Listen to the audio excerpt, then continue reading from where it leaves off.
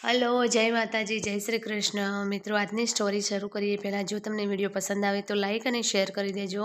તો ચલો શરૂ કરીએ આજની કહાની, મેરેજ મંત્ર. નિશા આજે બહુ નર્વસ હતી. રાહુલના મમ્મી ડેડી સાંજે એને મળવા આવવાના હતા. એને જીવનમાં પહેલીવાર એક પ્રકારની મીઠી મૂંઝવણ થઈ રહી હતી. રાહુલના મમ્મી ડેડી એને કાંઈ પૂછશે તો પોતે જવાબ આપી શકશે કે નહીં, એની નિશાને દીધા હતી. ખાસ તો એટલા માટે કે રાહુલના આ જ મા બાપ જ્યારે 3 વર્ષ પહેલાં એનું માંગું લઈને આવ્યા હતા ત્યારે નિશાના ડેડીએ એમને હળધૂત કર્યા હતા. એટલા માટે કે એમની આર્થિક સ્થિતિ નિશાના ડેડી જેટલી સંગીન નહોતી. રાહુલ એક મામૂલી કરિયાણાના વેપારીનો દીકરો હતો.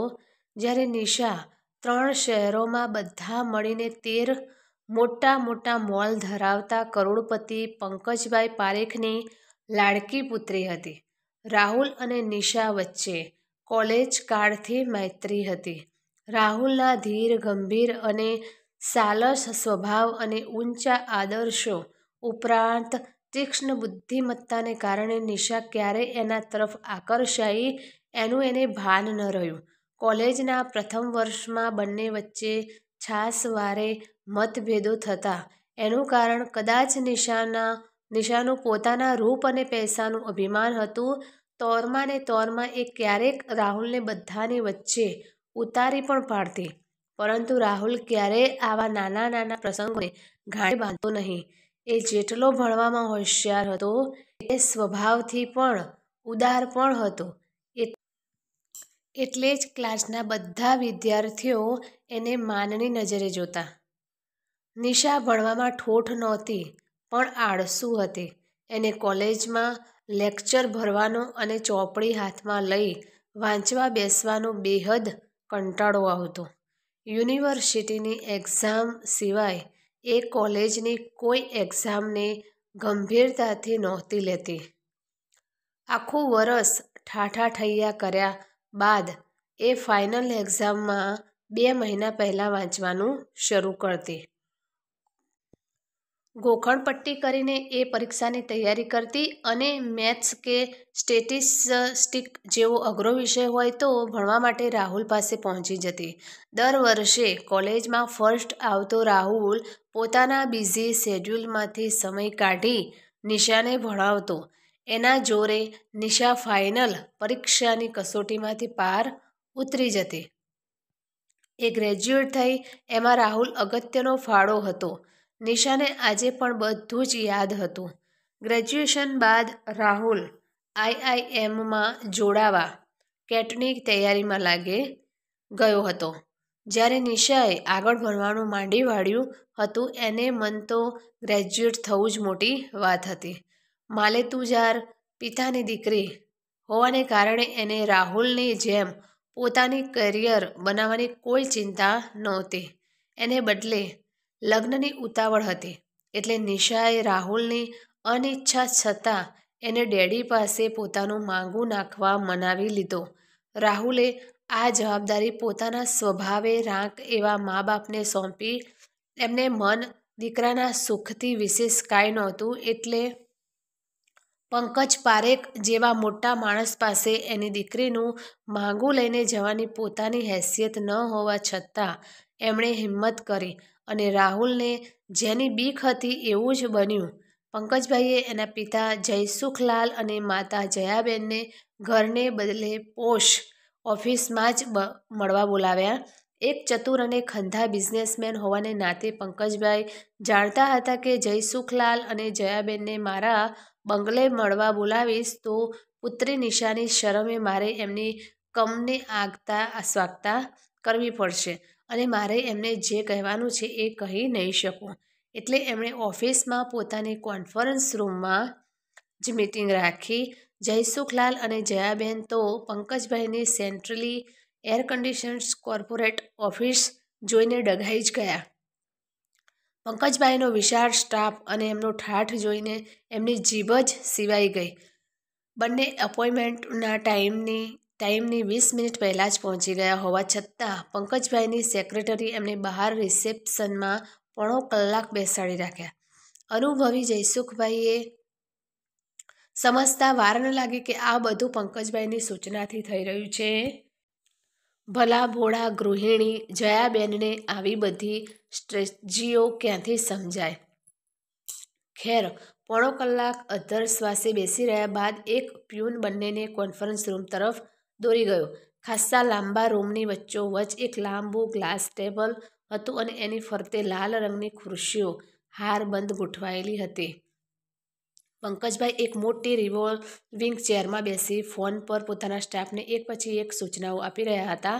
એમની સામે ખુરશી પર ગોઠવાયેલો જયસુખભાઈ અને જયાબેન તરફ એમણે 15 મિનિટ બાદ માંડ એક નજર નાખી.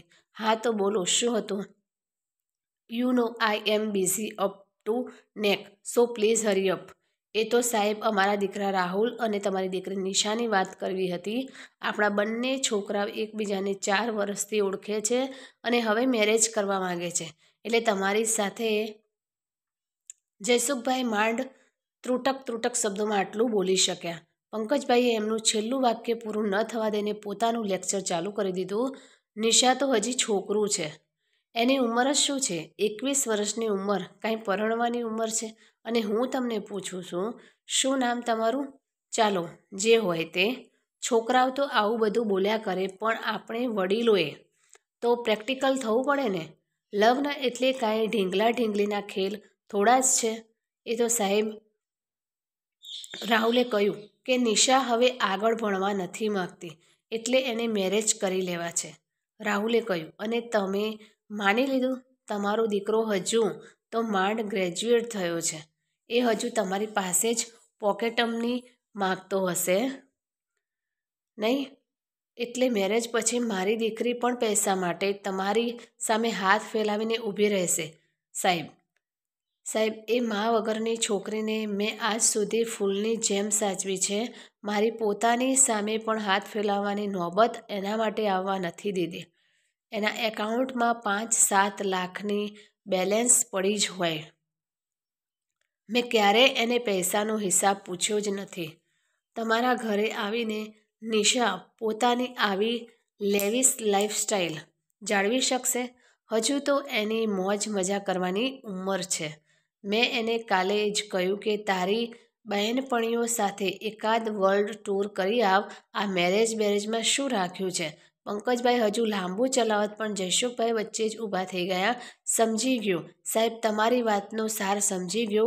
આ તો દીકરા પ્રત્યેની લાગણી અમને અહીં ખેંચી લાવી, બાકી તો ક્યાં રાજા ભોજ અને ક્યાં ગંગુ તેલી. અમે હવે જઈશું. તમારો કિંમતી સમય બગાડ્યો એ બદલ ક્ષમા ચાહું છું. હું બહુ જલ્દી સમજી ગયા ભાઈ. ગમે તેમ તો વેપારીના દીકરાએ એક વેપારી જ બીજા વેપારીની વાત સમજી શકે. ક્યારેક ચા પીવા ઘરે આવો. પંકજભાઈ ઔપચારિકતામાં આટલું બોલી ગયા. નિશાને આ બધું આજે પણ અક્ષરશ યાદ હતું. આ બધી વાતની જાણ થયા બાદ એ રાહુલના ઘરે ગઈ ત્યારે એ IIMમાં જોડાવા લખનઉ રવાના થઈ ગયો હતો. એ પોતાના ડેડીને તો કાંઈ કહી શકે એમ નહોતો, પણ રાહુલે એને ઈમેલ કરીને માફી માંગી લીધી. પછી તો 2 વર્ષ સુધી બંને નેટ પર ચેટિંગ કરતા રહ્યા. એ દરમિયાન પંકજભાઈએ પોતાના બિઝનેસ સર્કલમાં નિશા માટે મૂર્તિયા શોધવા માંડ્યા. તેઓ લગભગ દર બીજા મહિને નિશાની કોઈને કોઈ શ્રીમંત ઘરના નબીરા સાથે મીટિંગ ગોઠવતા. એમનું મન રાખવા નિશા યુવાન ઉમેદવારને મળવા જતી, પણ પછી છોકરો મને નથી ગમતો કહીને વાત પર પડદો પાડી દેતી. પંકજભાઈએ એથી ગુસ્સો આવતો, પણ તેઓ લાડકોળથી ઉછરેલી દીકરીને કાંઈ કહી શકતા નહીં. રાહુલ 2 વર્ષમાં IIMમાંથી MBA થઈ ગયો. એને એક અમેરિકન ફાઇનાન્સ કન્સલ્ટન્સ કંપનીમાં વર્ષે 1 કરોડના પગારની જોબ મળી ગઈ. એથી એનો આત્મવિશ્વાસ વધ્યો અને મુંબઈ આવીને નિશાને મળવા સીધો એના બંગલે ગયો. એ વખતે પંકજભાઈ પણ ઘરમાં હાજર હતા.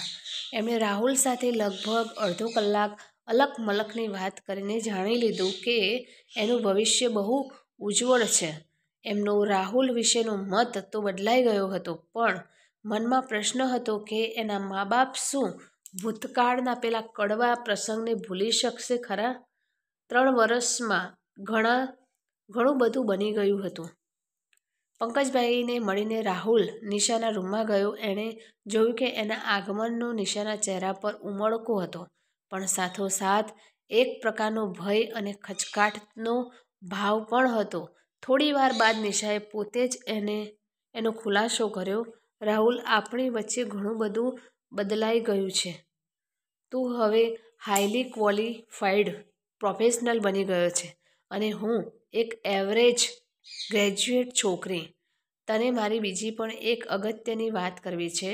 એટલું કહીને નિશાએ પોતાના હાથ પરથી શર્ટની બાંય ફેરવી. એના બંને હાથ પર બબ્બે સફેદ ડાઘ જોઈને રાહુલ ચોંકી ગયો.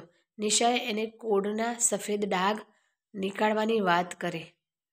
લગભગ એકાદ વર્ષથી એને સફેદ ડાઘ નીકળ્યા હતા, જે અનેક પ્રકારની દવા કરવા છતાં જતા નહોતા. ડૉક્ટરોનો એવો મત હતો કે ભવિષ્યમાં સફેદ ડાઘ શરીરના બીજા ભાગમાં પણ નીકળી શકે છે. નિશાના આ પ્રોબ્લેમને કારણે પંકજભાઈને પણ હવે બીપીની તકલીફ રહેવા માંડી હતી. નિશાના મોઢેથી આ બધું સાંભળીને રાહુલ પામી ગયો કે એના મનમાં શું છે. એ કદાચ હવે પોતાને રાહુલને લાયક નહોતી સમજતી. થોડીક વાર સુધી બંને એકબીજાને તાકી રહ્યા. નિશાની આંખ ભીની થઈ ગઈ.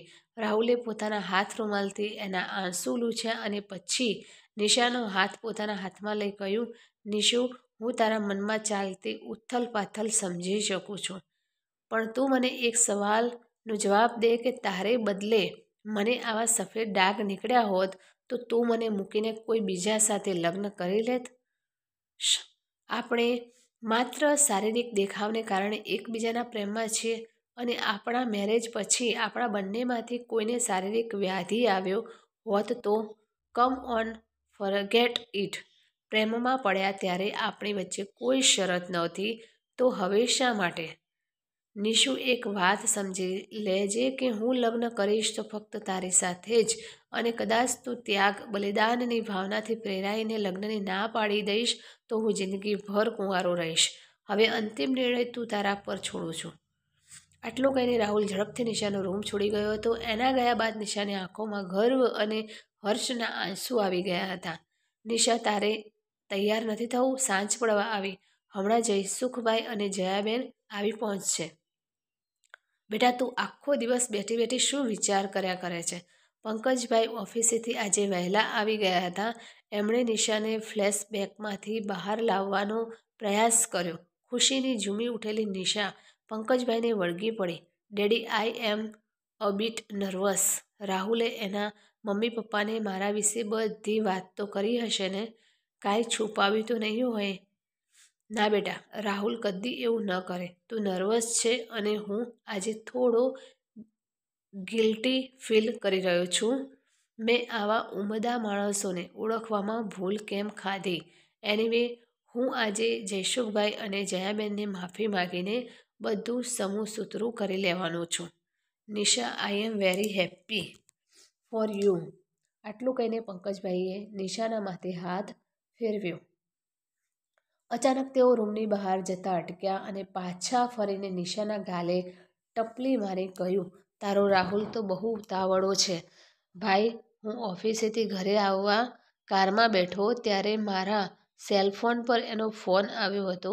મને કહે કે અંકલ, તમને વાંધો ન હોય તો મારે 2 મહિનામાં જ નિશા સાથે મેરેજ કરી લેવા છે. તમે અને નિશાએ મને મૂર્તિયા તરીકે પસંદ કરી લીધો છે, ત્યારે હું હવે મોડું કરીને કોઈ જોખમ ઉઠાવવા નથી માંગતો. આફ્ટર ઓલ, હું તકવાદી માણસ છું. એનું પ્રપોઝલ સાંભળીને મેં તો હા પાડી દીધી છે. બેટા, હવે તારું શું કહેવું છે? પંકજભાઈએ જવાબ આપવાને બદલે નિશા દોડીને બાથરૂમમાં ભરાઈ ગઈ. એ કદાચ જાણતી હતી કે રાહુલને લગ્નની ઉતાવળ શા માટે હતી. તો મિત્રો, આ કહાની તમને કેવી લાગી તે કોમેન્ટ કરીને જરૂર જણાવશો, અને વિડીયો પસંદ આવ્યો હોય તો લાઈક અને શેર કરજો. તથા ચેનલ પર નવા હોય તો ચેનલને સબસ્ક્રાઈબ કરી દેજો. ફરીથી મળીશું આવી જ એક નવી કહાની સાથે, વિડીયો સાથે. ત્યાં સુધી નમસ્તે, જય માતાજી, જય શ્રી કૃષ્ણ, હર હર મહાદેવ. Thanks for watching.